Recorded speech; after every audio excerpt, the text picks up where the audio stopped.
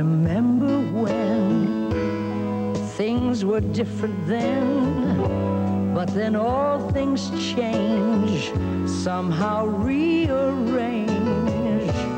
That's why while we can, we should remember when.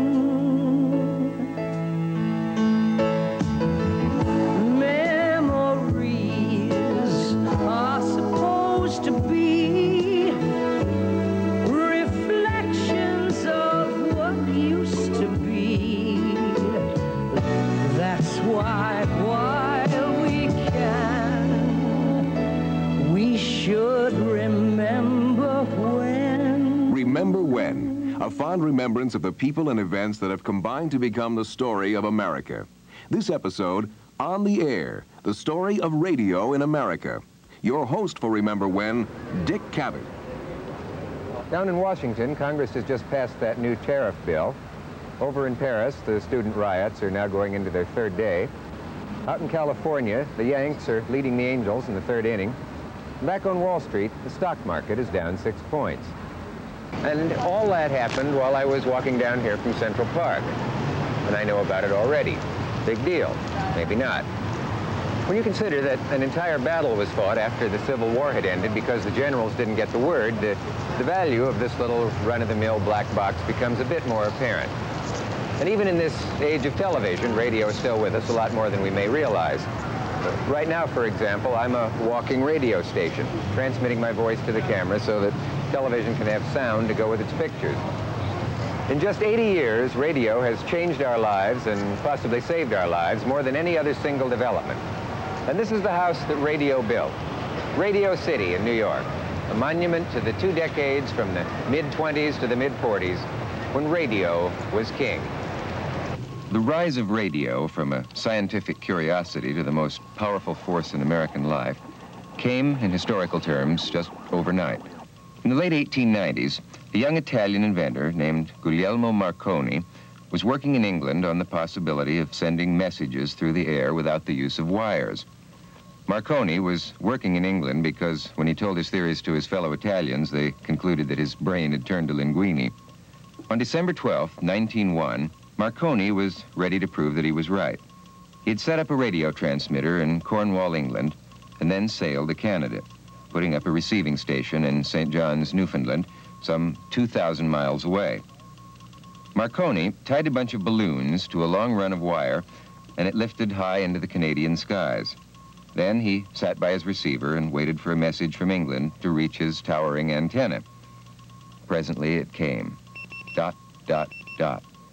The Morse code signal for the letter S. The world was on the air. Within 5 years, several discoveries, most notably those of American inventor Lee DeForest, would enable radio to carry not just dots and dashes, but the human voice. For its first 20 years, however, radio was used basically to send dot and dash messages to ships at sea and other places where telegraph wires could not reach. As it was, and would be with several other inventions, nobody at first envisioned radio's fantastic potential. Having instant communications with ships at sea was magic enough. By 1912, many of the world's largest and most important ships had been equipped with elaborate radio rooms boasting powerful transmitters and receivers. For obvious reasons, the man in charge was usually called Sparks. At about that time, the most famous ship ever built had started out on its maiden voyage, the unsinkable Titanic. Everything about the Titanic was the best that money could buy or man could design, and its radio equipment was no exception. About a half century after the Titanic was launched, NBC television was having ratings problems with some of its programs. One executive tried to fix things by changing the times of the shows rather than changing the programs themselves. When asked what he thought of this idea, one critic replied, "Changing the times of those programs will be about as effective as it would have been to rearrange the deck chairs on the Titanic." In the long run, NBC would have better luck than this old lady. But the irony of the remark is that the death of the Titanic may in some way have been responsible for the birth of the National Broadcasting Company. In fact, coming awfully close to that iceberg.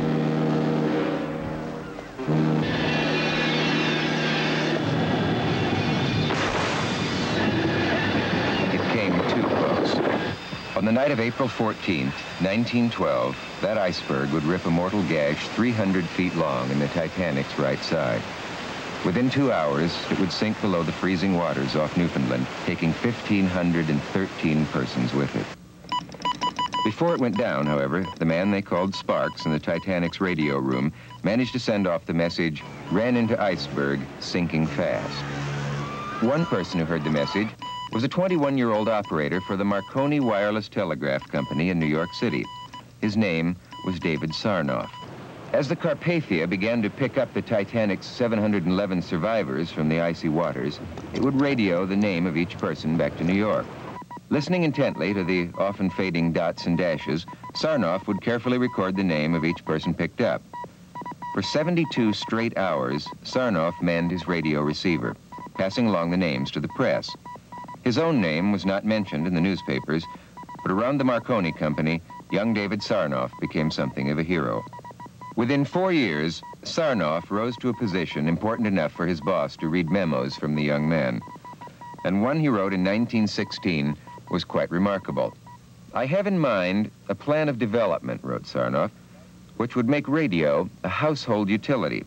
The idea is to bring music into the home by wireless. The receiver can be designed into the form of a simple radio music box.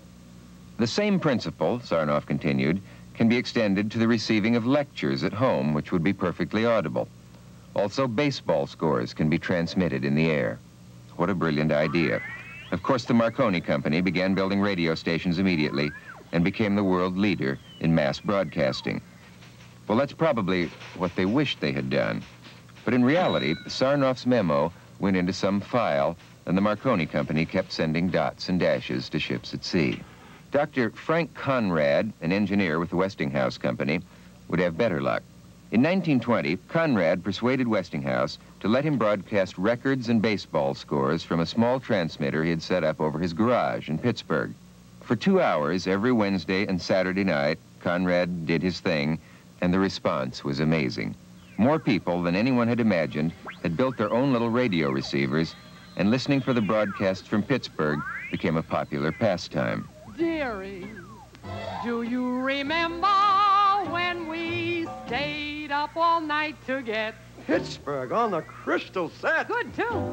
Keystone Movies, Hogan and Chaplin. Ah, they made you laugh and then cry. Test your memory, my dearie. Do you recall when Gilda Gray. On November 2nd, 1920, the station was given the call letters KDKA and became the world's first commercially licensed radio station. The first program was a report on that day's presidential election between Warren Harding and James Cox. It is now apparent that the Republican ticket of Harding and Coolidge is running well ahead of Cox and Roosevelt. At the present time, Harding has collected more than 16 million votes against some 9 million for the Democrats. The experiment was a greater success than anyone had dared to hope. People were soon waiting in long lines to place orders for radio receivers that wouldn't be delivered for several weeks. Before long, you could even buy a radio you could take along with you to the beach. They called it a portable, and it probably was if you were a sumo wrestler, but it sure must have attracted the girls. About the time that KDKA began to broadcast, the old Marconi Company was taken over by a new outfit which called itself RCA, the Radio Corporation of America. The general manager of the new company was none other than that enterprising young man, David Sarnoff. Radio was on its way. By the end of 1921, there were 8 commercial radio stations on the air, and less than a year later, there were nearly 600, and sales of radios were reaching $85 million.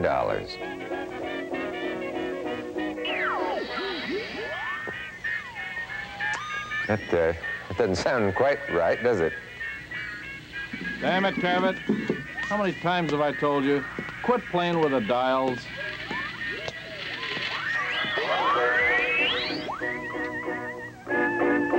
So maybe I can make some adjustments over here.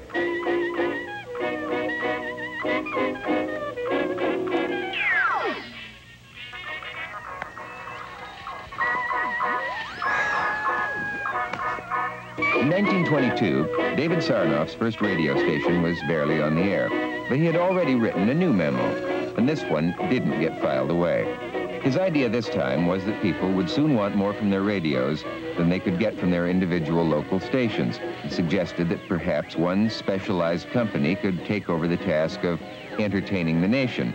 It would take 4 years to work out all the details, but by 1926, RCA would form the National Broadcasting Company, and David Sarnoff would have his network. NBC began its programming on the night of November 15th, 1926, with a live 4-hour and 25-minute extravaganza from the Grand Ballroom of New York's Waldorf Astoria Hotel. The broadcast was carried to 24 stations over a 5,000-mile hookup of telephone company wires. To stage the program cost NBC the then staggering amount of $50,000, which wouldn't buy you 30 seconds of time on a top-rated TV show today. Well, I'm awfully glad this is opened. I want to see the show that the greatest showman in the world has put on for us new. Sarnoff's idea was an immediate success. Young David was on his way toward becoming a Goliath. Things were going so well, in fact, that Sarnoff decided to make 2 networks out of NBC, the red and the blue. They got their names from the color of marking pen used to trace their routes on the NBC network maps. With all that going for him, it's not too hard to believe the story that when he heard about some other people planning to start their own network, Sarnoff just threw back his head and laughed. That laugh would soon turn to a frown. Sarnoff didn't know about the talents of 27-year-old William S. Paley. The son of a wealthy Philadelphia cigar manufacturer, Paley took over a struggling network called the Columbia Phonograph Broadcasting System, dropped the word phonograph from its name, and came up with CBS. And thus began the real battle of the network stars. Paley and Sarnoff both realized that the way to build big audiences was to use big-name stars. Sarnoff tended to go more for the already established big names, while Paley tended to make his own stars. He took a young unknown named Bing Crosby and made him a sensation with a 15-minute show 5 nights a week. In my heart I said, I surrendered it. Those little mean things we were doing must have been part of the game, lending a smile to the wooing, but I don't care. A lady named Kate Smith was another Paley discovery who soon became a worldwide star.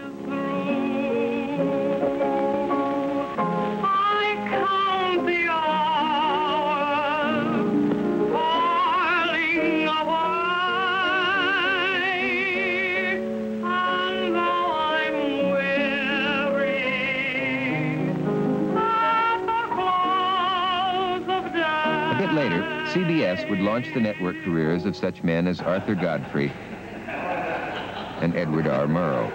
In my country, but it was Sarnoff who would land for NBC the most popular show in radio history. In 1925, a pair of young men named Freeman Gosden and Charles Correll began singing harmony on a Chicago radio station in exchange for free dinners. According to the station's owner, they were overpaid. "Get rid of these guys," he told the program director. "They stink." But in those days, radio stations needed all the programming they could get. So Gosden and Correll persuaded their boss to let them try another kind of act. And, as the world knows, the show they came up with was called Sam and Henry.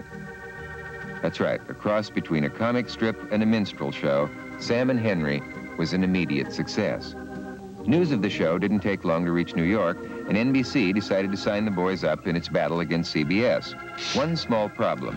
The station in Chicago owned the name Sam and Henry, and so Gosden and Correll had to come up with new names. The ones they chose would become the most famous in radio history, Amos and Andy. On August 19th, 1929, Amos and Andy began broadcasting for the NBC Blue Network, and before long, as many as 40 million people every night were listening to routines like these. And explain this contract to Fluky. Fluky, get this in your head now. Yeah, but I was listening with both ears flapping. Kingfish down here, don't forget we is all brothers in that great fraternity that missed it nice of the sea. How do he sound? We got a bad disconnection here. Can't you hear what I'm saying? Yeah, I can hear what you were saying, But I know you ain't saying what I is hearing. In one form or another, Amos and Andy would remain on the air in America for 37 consecutive years.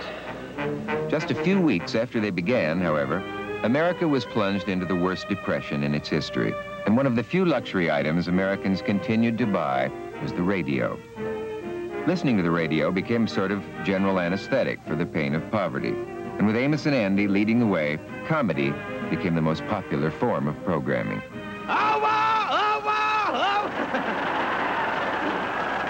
I just want to let you know that my wife is very unhappy. The business of making people laugh became an industry within an industry.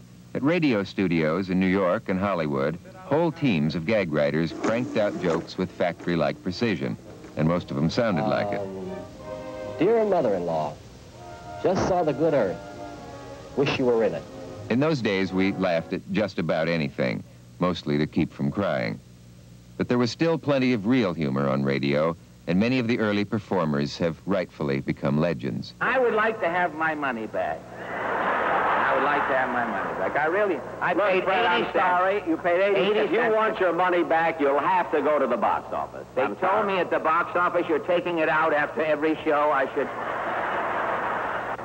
They told me I should come to you direct. Now, wait a minute. 80 cents. The show costs 80 cents. 80 cents. Now, look what you in. got for 80 cents.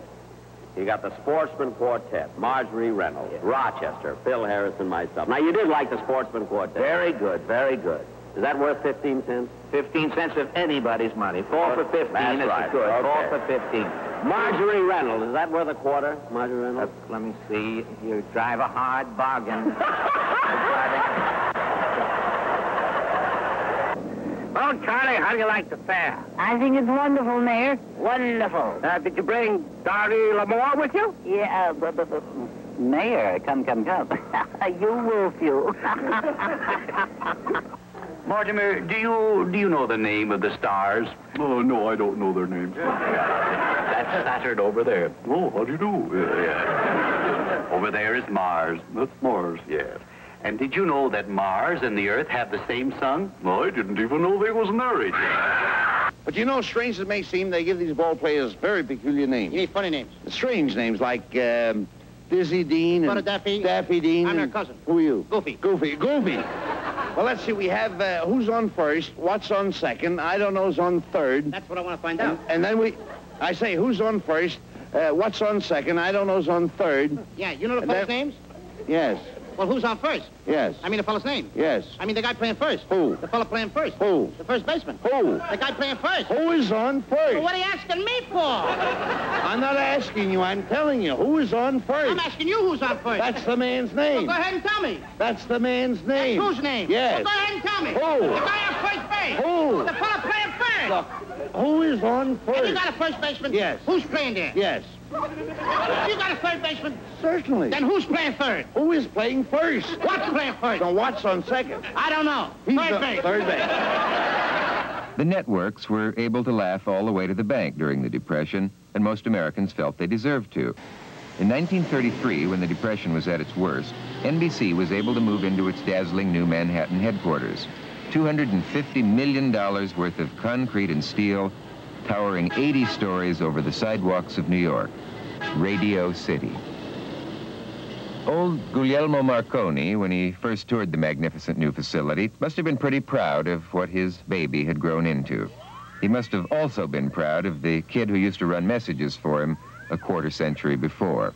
Little Davy Sarnoff had grown to be as big as radio itself.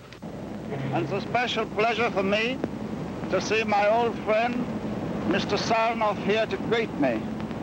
He's been connected with wireless nearly as long as I have been, and we've been very good friends all the time.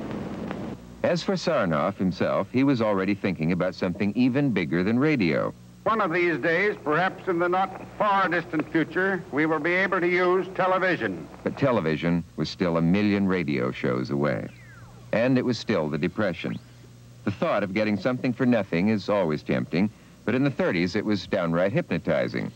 People were willing to suffer almost any type of indignity to win a few of the dollars radio was willing to give away. Still doing his best to outdo the rest, the shaggy old dog yelps.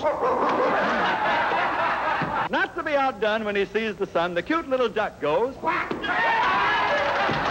To top off the din, all the pigs chime in. And a clear miss. Well, Mrs. Greenwich, you failed to get him 4 out of 5 times. So, men, who is the better half of the Greenwich family?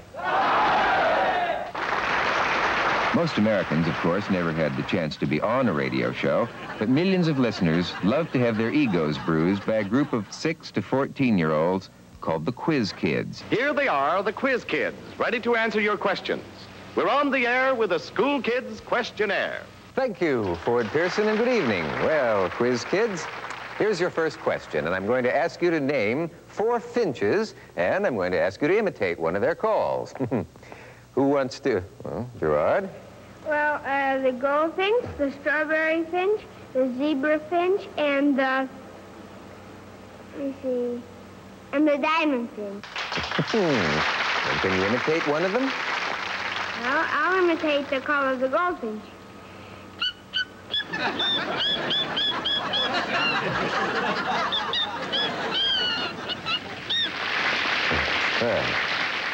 Adorable little homunculus.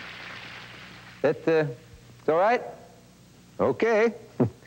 Thought I detected a soupçon of zebra finch in there, but we're going to let you have it. I hope. Chase and Sanborn present Major Edward Bowes' original amateur hour. Major?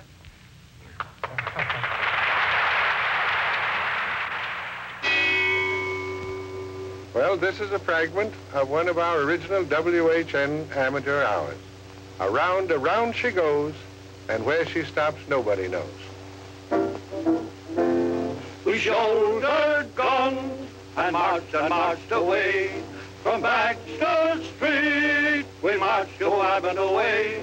The drum and fife, so sweetly they did play, as we marched to the Mulligan Guard.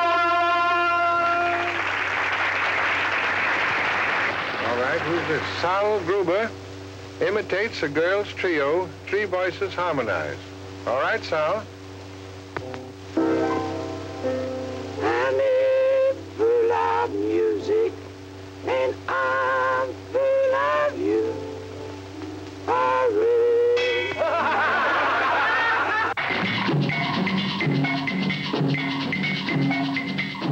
Although radio may have made some errors, it also produced a large number of hits. And the biggest hits of the day could be heard every evening on a feature of radio called the Big Band Remote. By the mid-1930s, swing was the thing in America, and big bands, led by the likes of Xavier Cugat and Carmen Cavallero, were playing in 100 hotels and ballrooms across the nation. It became a tradition for the hotel or ballroom to be mentioned prominently at the beginning of each broadcast. We now present Xavier Cugat and his Waldorf Astoria Hotel Orchestra.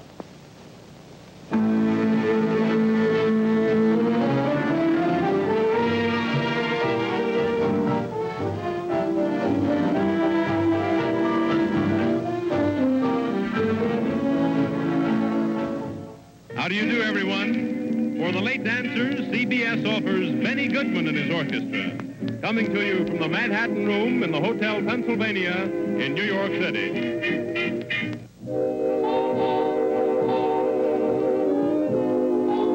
A dancing program from the Paradise Restaurant in the Great Wide Way of Manhattan, New York City, played by Glenn Miller and his orchestra.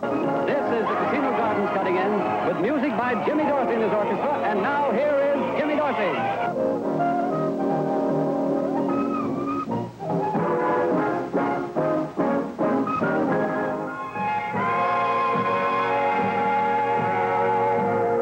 Artie Shaw on the air. Good evening, ladies and gentlemen. The National Broadcasting Company has pleasure in presenting the king of the clarinet, Artie Shaw and his famous orchestra, making dance history in the Café Rouge at the Hotel Pennsylvania in New York City. Here's Dean Heaston. Folks, in a cigarette, it's the tobacco that counts.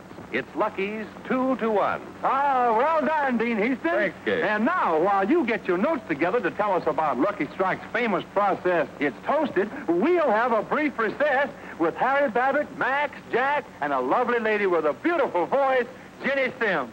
Come on, gang. Yes, go. It's all so fine and dandy now.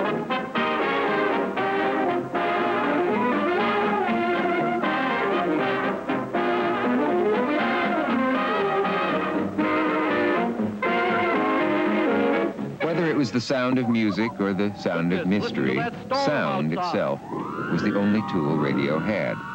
And in painting its pictures for the ear, no one was more important than the radio sound effects man.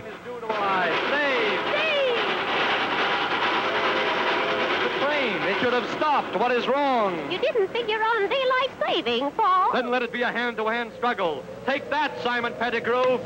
Take that, Jack Farwell. No, Simon Pettigrew, stand back. Oh! Well, here we are. Better make a dash for it. Here I go. And don't fall in the fish pond. Yeah, don't worry. Hurry, Uncle Mort. I'm coming.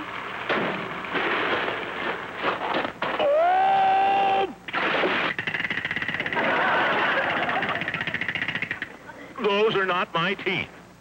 I'm on everybody's radio, no matter where you tune. Now, I don't talk and I don't dance and I don't even croon. Bo-bo-bo-hoo. I'm not the handsome leading man with muscles big and strong, but I'm the guy, the lucky guy who gets to ring the gong. For I'm the sound effects man. I whistle and twitter and sing like a bird.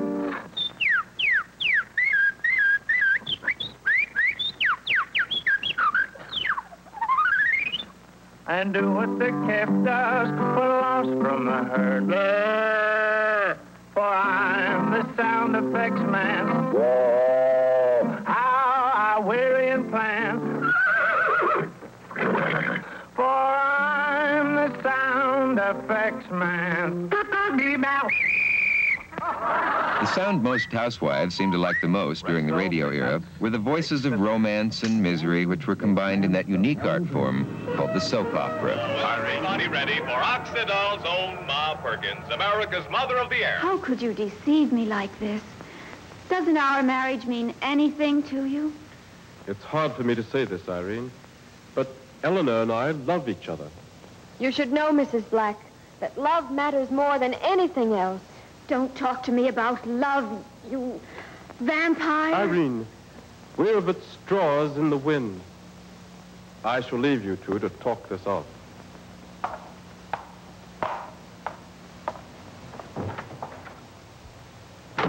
I'm sorry, Mrs. Black. There's no use talking. You must give him up. You dare to talk to me like that, you love thief? Get out of my house. I don't give up this easily, and don't forget it. Mrs. Housewife barely had time to wipe the tears from her eyes before the kids came home from school and took over the radio for themselves.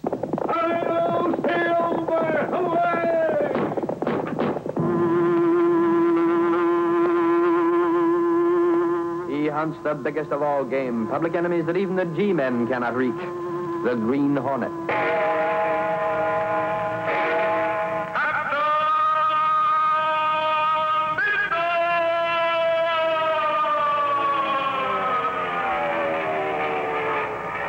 The neatest thing of all about those after-school adventures was the super prize you could get for just 2 box tops from a package of Wheaties or the metal foil seal from a jar of Ovaltine.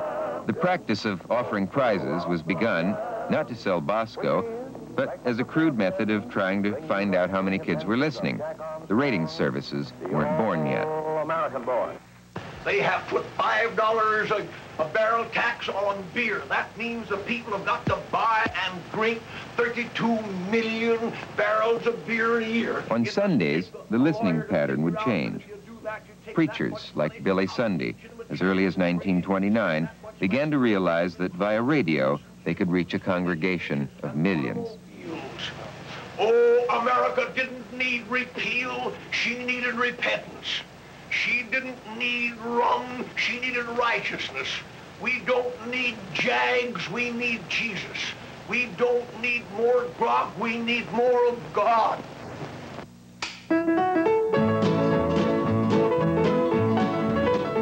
Come and listen in to the radio station where the mighty host of heaven sings. Turn your radio on. Turn your radio on. Turn your radio on. If you want to hear the songs of Zion coming from the land of endless spring, get in touch with God. Get in touch with God. Turn your radio on. Turn your radio on. Turn your radio on. And listen to the music in the air. Turn your radio on. Turn your radio on. Heaven's glory share. Glory share. Turn the lights down low. Turn the lights down low. And listen to the Master's radio. Get in touch with God. Get in touch with God. Turn your radio on.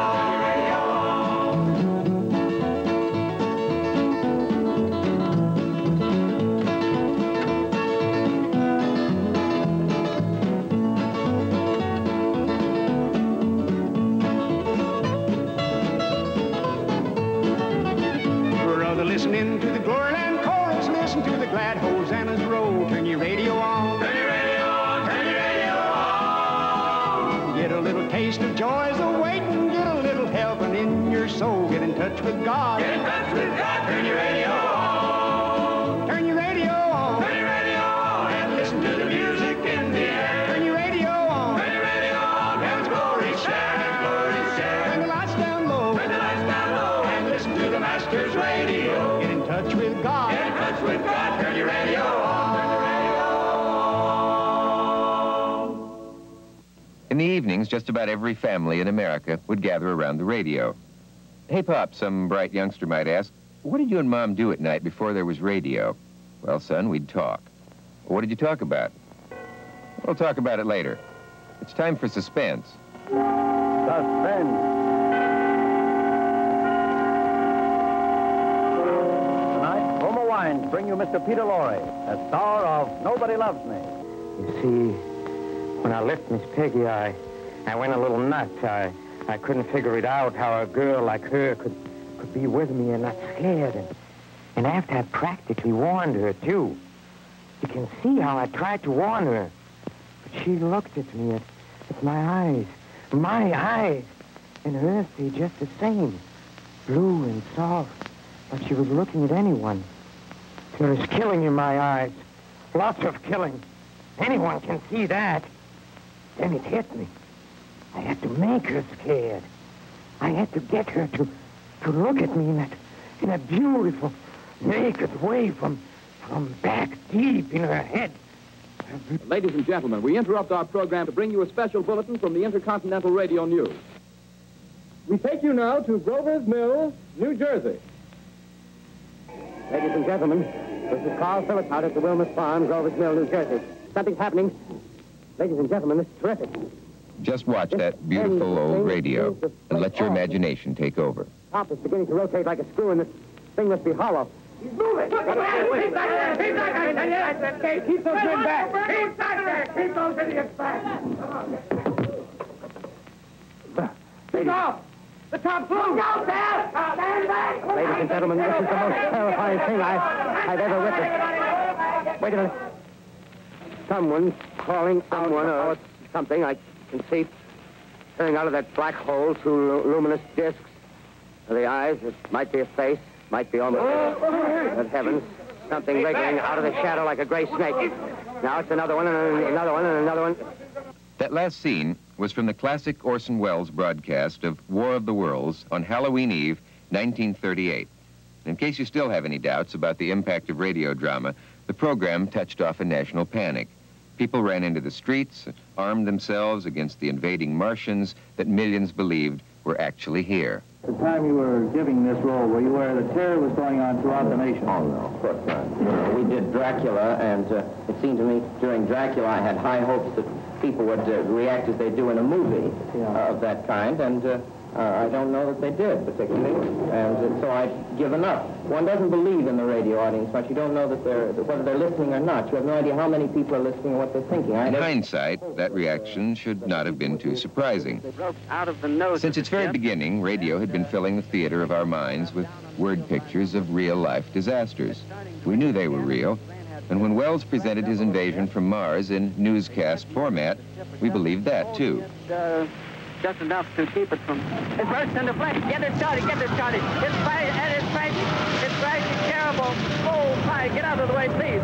It's burning, bursting into flames, and it's falling on the mooring beds, and all the folks between us. This is terrible. This is one of the worst catastrophes in the world. Oh, it's like 400 or 500 feet into the sky, and it's a terrific crash, ladies and gentlemen. The smoke and the flames now, and the flame is rising to the ground, not quite to the mooring mast. All the humanity and all the fires have been screaming around it. Two factors made radio unique in the coverage of news: immediacy and mobility. Rolling radio stations, called mobile units, were dispatched to the scene of news events, bringing listeners immediate reports of both major developments and those other occurrences known as human interest stories. When one man was trapped in a mine cave-in, for example, coverage by radio made it a national event. Can you hear me? You what? Where's the 100 firemen? The 100 firemen are right here, Dom. I wasn't kidding you. There are 100 firemen at least. They're all down there helping, Dom. Yes, they are, Dom. It's just a question of a few minutes more. Come on. When thousands of people were killed or left homeless by Midwestern floods, radio coverage brought the news to the entire country. Radio stations also provided whatever aid and comfort they could to the victims and survivors. Ladies and gentlemen, another man appealing to your aid, you and the radio audience, to help him out. I believe your name is Elvis Johnson? Jordan. George. Elvis Jordan. Tell us your story. Well, I was down at home working, while working in timber there. The water came in, of course, that's what we like down there. Hardly. But we got too much. Too much. It run us out. I came out and left my stock all down there, all my household goods. Sent my wife out. She came to Memphis here. Well, I've been out now ever since on the Red Cross trying to locate her. I've been here in Memphis now since Saturday night. And I can't locate her so far here. And you have no idea what happened to your house, your stock, and all your stuff? Don't have the least idea. I left them there, and that's all. Thank you, Mr. Jordan, and we appeal to you of the radio audience to help in locating this man's family that he's been separated from. They're in Memphis someplace now. You folks will have to pardon me. That's not corn liquor. That's cough medicine. Many radio newscasters would become national heroes. The first was Floyd Gibbons, who lost an eye to German machine gun bullets in World War I. A white linen eye patch became Gibbons' trademark, and so did his on-the-scene visits to trouble spots around the world. Another Gibbons trademark was his rapid-fire delivery. He was once clocked at 217 words a minute. Give us a sample there, Floyd. Hello, everybody. This is Floyd Gibbons speaking from the International Settlement of Shanghai, the ruins of the city of Shatay, the Chinese city on the north side of the border of the International Concession. Hardly a month ago, families lived in these places, fathers, mothers, and children. This was all that they had in the world. In 1930, Gibbons took a brief vacation, and NBC hired a young newsman to fill in. His name was Lowell Thomas. This is Lowell Thomas speaking, flashing to you the news of the world. Thomas was to become the longest-running newscaster in history. A half-century after that first broadcast, he was still on the air. Good evening, everybody. This is H.V. Kaltenborn, reviewing for you the war's events. H.V. Kaltenborn of CBS, with his clipped, distinctive style, would become another national institution. I see tens of billions of its citizens. President Franklin Roosevelt was the first to fully utilize radio's tremendous potential as a political persuader. Almost immediately after he took office in 1933, FDR began a series of what he called fireside chats to the nation.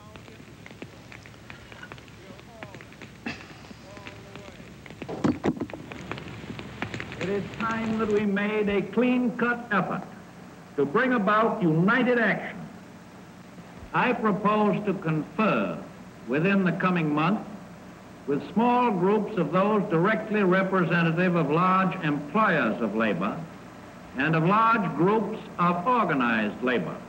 Blessed with a widely appealing voice and style and manner, Roosevelt skillfully used radio to make himself as much a part of the American family as Jack Benny or Charlie McCarthy. Many historians agree that radio played a major part in helping FDR become the only president to be elected 4 times. Other politicians were quick to get the message. When a strike shut down New York City's newspapers, Mayor Fiorello LaGuardia used radio to read the comics to millions of disheartened youngsters. He also took the opportunity to throw in a bit of his own philosophy. Here's Dick Tracy. Let's see what Dick Tracy is doing. Now here, the first picture is the laundry wagon, and Wet Wash, that's the driver, you know. He's sitting down with his back toward the back of the wagon. Our little friend, Bleeding Heart, what is her name? I'll get it in a minute. She's inside with the money. And she says, when are you going to let me out of here? He says, Wet Wash says, easy, sister, easy. I know there's something phony about that dough. Now, when we get it, it's going to be 50-50. Now, get this picture. Here is Wet Wash. The doors of the laundry wagon are open. He's leaning with his back toward the wagon, and he's counting his money. 2, 3, 4,000. And the picture shows a hand. She's got hold of that iron pot. And crash! She crashes it on his head. Knocked out. And say, children, what does it all mean? It means that dirty money never brings any luck. No, dirty money always brings sorrow and sadness and misery and disgrace. In 1936, the 10th anniversary of network radio, war would again erupt in Europe. The Spanish Civil War was a preview of World War II. And 58-year-old H.V. Kaltenborn, on the battlefield and under fire, was reporting for CBS. This is H.V. Kaltenborn speaking to you from the famous Imax Hotel at Hyundai, France, just across the Spanish border. I have just come from a talk with United States Ambassador Powers. He reports that the province of Galicia in the south, from which we have heard scarcely anything since the Spanish Revolution began, is entirely in rebel hands. When that war ended, Kaltenborn went on to Germany, reporting in less than friendly tones on the activities of Adolf Hitler. Finally, Hitler had Kaltenborn thrown out of Germany. Other American radio newsmen would remain in Europe, and the most famous of all would be Egbert Roscoe Murrow, known to millions as CBS correspondent Edward R. Murrow. When he was just 25, Murrow joined CBS in the obscure position of Director of Talks and Education. 2 years later, his obscurity would be gone forever. CBS sent Murrow to London as its European news director, and he was soon covering the major events leading to World War II. By 1940, Murrow's voice became familiar in homes all over America as he described Nazi efforts to bomb London into rubble. Hello, America. This is Edward Murrow speaking from London. At the moment, everything is quiet. For reasons of national as well as personal security, I am unable to tell you the exact location from which I'm speaking. Off to my left, far away in the distance, I can see just that faint, red, angry snap of anti-aircraft bursts against this steel blue sky. Now you'll hear 2 bursts a little nearer in a moment. There they are. That hard, stony sound. To help him cover the war for CBS, Murrow would hire men with names like Eric Severide, and Howard K. Smith, and Charles Collingwood, and Richard C. Hottelet. They formed the heart of one of broadcast journalism's most effective organizations. After the bombing ended, Murrow continued to broadcast his wartime reports from Europe. Oh, it's just about airtime. Here's the script, Ed. I've just come back from that part of England nearest the Nazis, the part that's called the front line. A year after the London Blitz, radio would bring Americans the horrible news that we, too, were in the war. We interrupt this program to bring you a special news bulletin. The Japanese have attacked Pearl Harbor, Hawaii, by air, President Roosevelt has just announced. The attack also was made on all naval and military activities on the principal island of Oahu. Later that day, American bases in the Philippines were also attacked.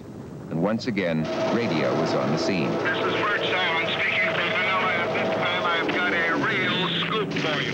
Manila has just been bombed. In fact, right now it is being bombed. And without warning, Japanese bombers started bombing Fort William McKinley, Nichols Airfield, and the RCA transmitting station at 9 minutes past 3 o'clock without warning.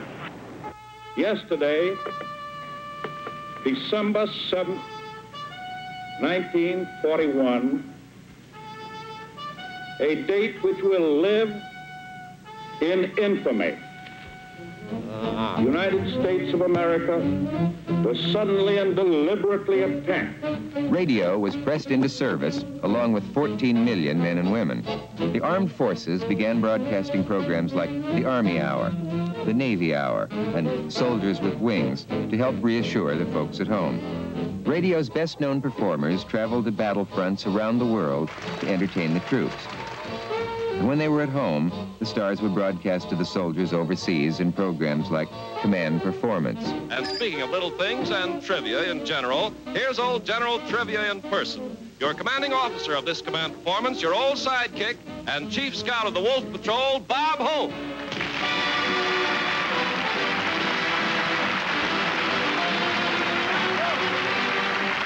Thank you very much. Thank you. How do you do, fellas? This is Bob. This is Bob, Command Performance Hope, telling each Nazi that's in Russia today that Crimea doesn't pay.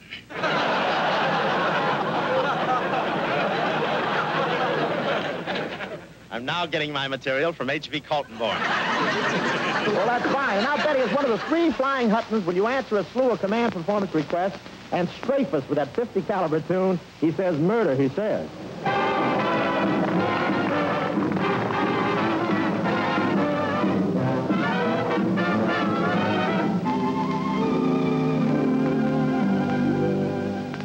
Finally found a fella almost completely divine, but his vocabulary is killing this romance of mine. He says murder, he says, every time we kiss, he says murder, he says, at a time like this, he says murder, he says, is that the language of love? He says solid, he says, takes him in his arms and says solid, he says, meaning all the charms, he says solid, he says, is that the language of love? He says, chick, you torture me, Zeus, are we living? I'm thinking of leaving him flat. He says, dig, the jump the old ticker is given. No, he gets home plainer than that. He says murder, he says, every time we kiss, he says murder, he says, keep it up like this and that, murder, he says, in that apostle sword, we'll bring on nobody's murder but his own. He says, walk, he says, when he likes my hat, he says, what the heck is that? He says, woo, he says, is that the language of love?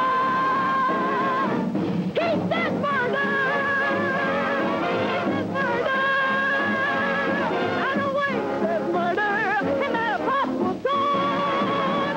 I've told him over and over and over again that it'll be nobody else's murder, but his own.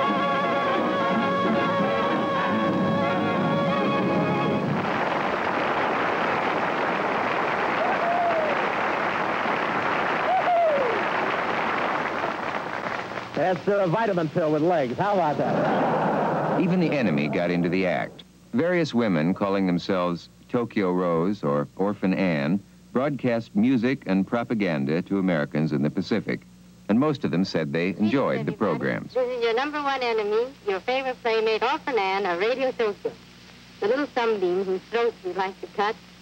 We're ready again for a vicious assault on your morale. 75 minutes of music and news for our friends, I mean our enemies in the South Pacific. But no broadcasting during the war had as much impact as live reports direct from the scenes of battle. For the first time in history, sounds and descriptions of actual combat were being heard directly by the citizens at home. And when a son or husband was in the battle, you listened with a terrible fascination. 13, 14, 15, I can see their chutes going down now, hanging there.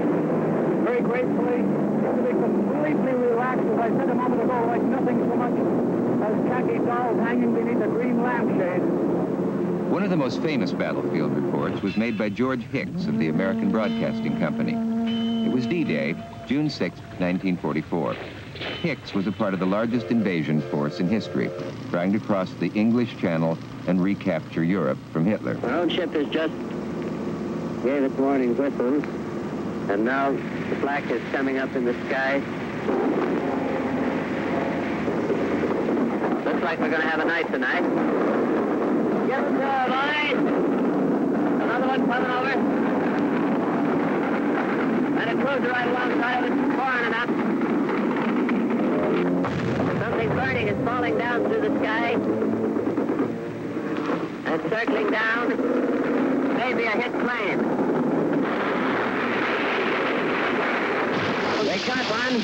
I see 2 men breaking into a dock office. Actually, radio had been at war long before Pearl Harbor. In the war against crime, it had been an effective weapon since the early 1930s. It was the heyday of big-time crime in America, and while radio couldn't bring it to an end, it became a major factor in the battle. 1104 and 189. That's up, boys. Let's go.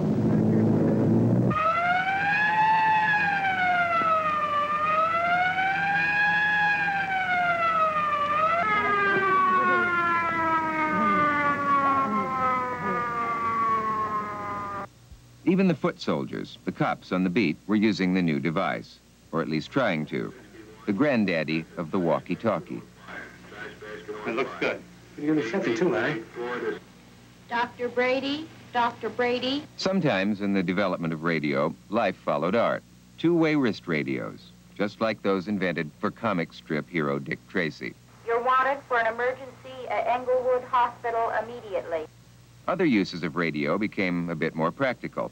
In the 30s, scientists came up with a way to send photographs through the air by radio waves.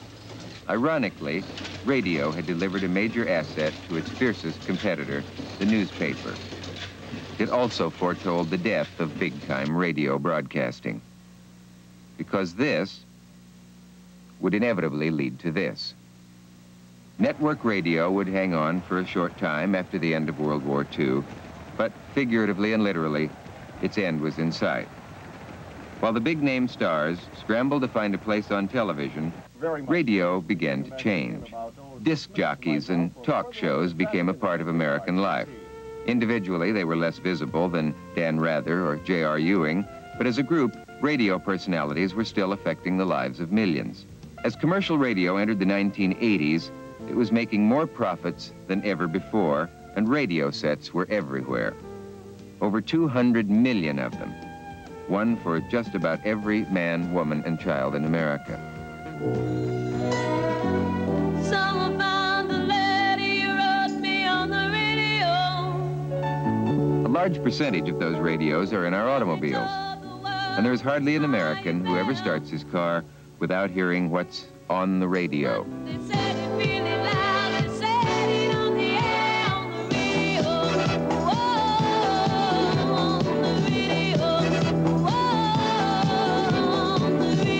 I said, damn, this traffic jam, how I hate to be late. It hurts my motor to go so slow. Time I get home, my supper will be cold.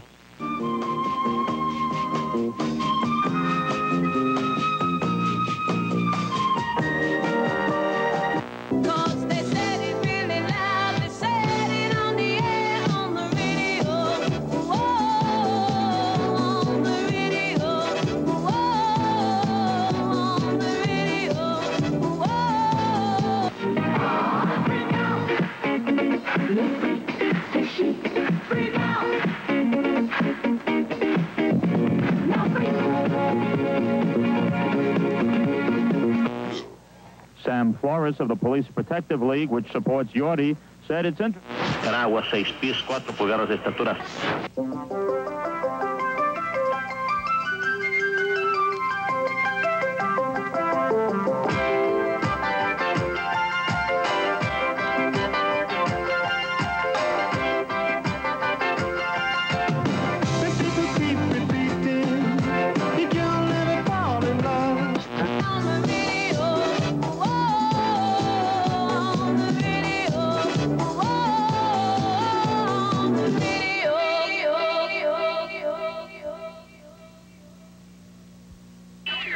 No matter what happens in the field of visual entertainment, radio will always be with us.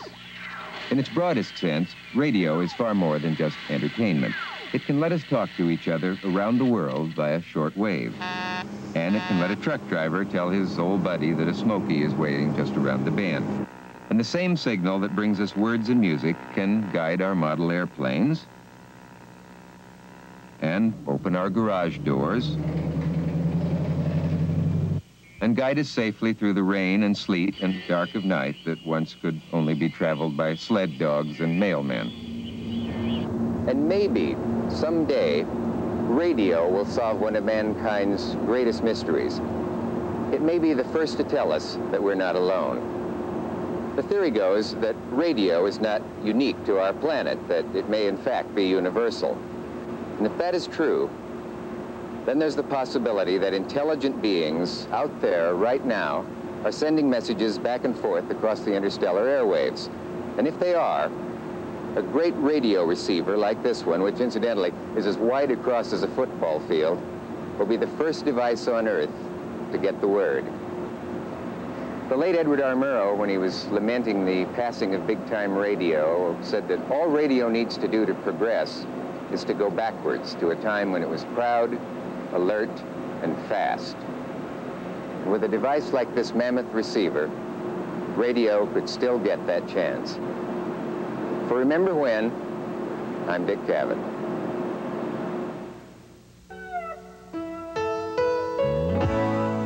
Remember when things were different then, but then all things change, somehow rearrange. That's why while we can, we should remember